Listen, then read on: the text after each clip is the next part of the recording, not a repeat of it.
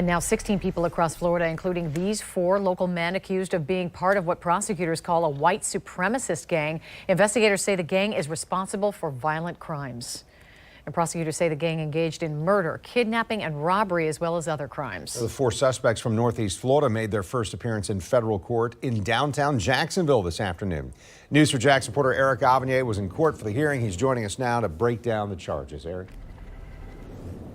Yes, well, this afternoon we learned that all 4 suspects from the Northeast Florida area are accused of committing or conspiring to commit acts of violence against members of other white supremacist organizations, and we learned it involved the use of deadly weapons. 4 suspected members of the white supremacist gang Unforgiven, who are from Northeast Florida, sat at a table in front of federal judge Monty Richardson, who ordered they all remain in custody without bond, while 38-year-old Levi Sharp of Putnam County faces up to 40 years in federal prison if convicted on charges of assault and kidnapping.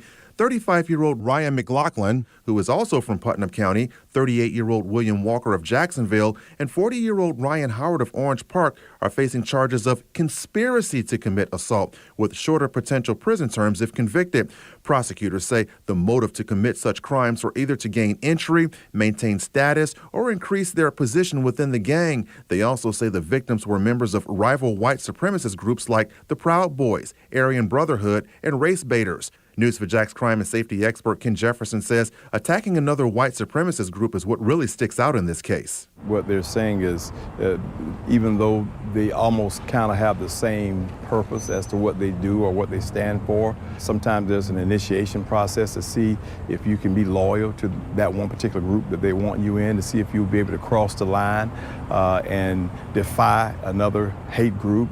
According to the indictment, 2 of the other suspects were at Columbia Correctional Institution in 2019 when they assaulted someone. Unforgiven does not appear on the Southern Poverty Law list of 14 hate groups in Florida, but it is recognized by the Anti-Defamation League as a white supremacist gang within Florida's prison system.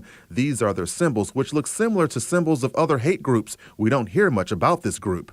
Typically, when we have conversations about white supremacist groups, it's usually after an incident or of some sort or an arrest of an individual who is a proclaimed member. And in this case, the incident involves alleged acts and conspired acts of violence.